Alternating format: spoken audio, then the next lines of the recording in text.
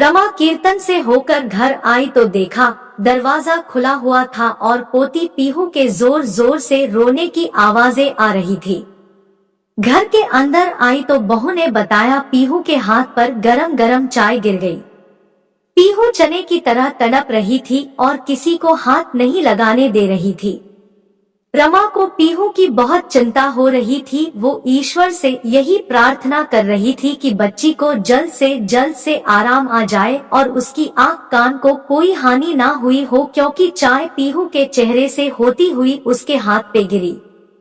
रमा और नेहा बड़ी मुश्किल से पीहू को डॉक्टर के पास ले गई। उसने उसके आंख कान सब अच्छे से चेक किए और कहा कि ज्यादा नुकसान नहीं हुआ, बस हाथ पर फफोले पड़ गए हैं जो 1 वीक में दवाई लगाने से ठीक हो जाएंगे और दाग भी धीरे धीरे खत्म हो जाएंगे।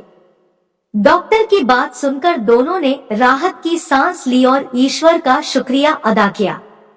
घर आकर नेहा ने पीहू को डॉक्टर की बताई दवा हाथों और गाल पर लगाई और पीने की दवा पिलाई। जब पीहू सो गई तो रमा नेहा पर गुस्सा होते हुए बोली, बहू तुमसे इतनी बड़ी गलती कैसे हो गई कि तुम्हारे रहते पीहू का हाथ जल गया, जबकि मैं तुम्हें समझा कर गई थी कि बच्ची का बहुत ध्यान रखना। रमा की बात सुनकर नेहा रोते रोते बोली, माँ पीहू खेल रही थी तो मैंने सोचा कि चाय बना लूं। चाय लाकर जैसे ही कप टेबल पर रखा तो मेरी सहेली का फोन आ गया। मैं उससे बात कर ही रही थी कि पता नहीं कब पीहू आई और चाय में हाथ डाल दिया। ठीक है, अब जो गया सो हो गया, आगे से ये ध्यान रखना, रमा ने माहौल को हल्का करने के लिए कहा। जी माँ जी, कहकर नेहा किचन में चली गई। शाम को रमा का बेटा रोहन ऑफिस से आया तो बेटी का हाथ जला देखकर गुस्से से बोला, ये सब कैसे हुआ? तुम दोनों सास बहुओं से एक बच्चे नहीं संभाली जाती। नेहा के डर के मारे हाथ पांव कांप रहे थे। उसे यही लग रहा था कि सुबह सास से डांट पड़ी, अब पति को जब पता चलेगा कि उसकी लापरवाही से बहू का हाथ जला है तो वो भी डांटेंगे।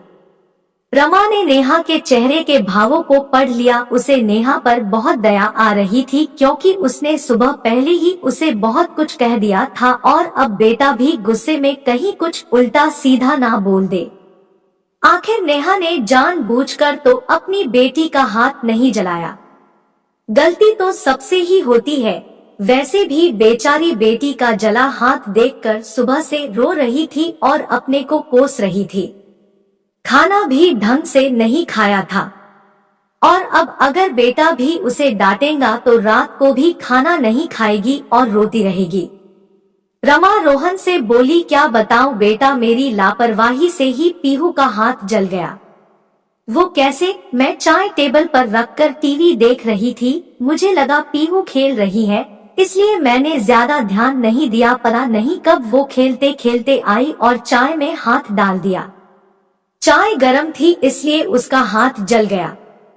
रमा की बात सुनकर रोहन के तेवर थोड़े कम हो गए, क्योंकि माँ पर तो ज्यादा चिल्ला नहीं सकता था। बस इतना ही बोला, माँ थोड़ा टीवी कम देखा करो और बच्चे पे ज्यादा ध्यान दिया करो। ये तो ईश्वर की दया रही कि ज्यादा नुकसान नहीं हुआ, वरना लेने के देने पड़ जाते। हाँ बेटा, तू ठीक कह रहा है, अब से मैं पीहू का अच्छे से ध्यान रखूंगी। नेहा ने सोचा था कि उसकी सास नमक मिर्च लगाकर रोहन से उसकी शिकायत करेगी, पर ये क्या, उन्होंने तो सारा इल्जाम अपने सर पे ले लिया।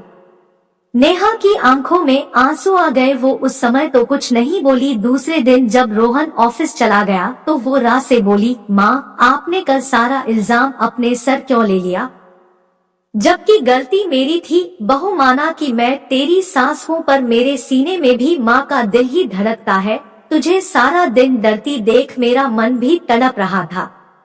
मैंने भी तुझे डांटा था और अगर रोहन को पता चलता कि तू चाय पी रही थी तो वो तुझे बहुत डांटता। मैं नहीं चाहती थी कि तू और ज्यादा दुखी हो, बस इसलिए मैंने झूठ बोल दिया।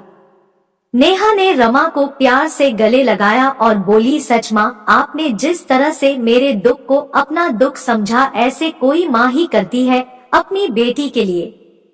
मैं आपका ये एहसान जिंदगी भर नहीं भूलूंगी। मेरे मन में आपके लिए सम्मान और बढ़ गया। आप सास नहीं मेरी माँ हो। रमा ने अपनी समझदारी से बहू को भविष्य में गलती ना करने की सीख भी दे दी और घर में कलह होने से भी बचा लिया।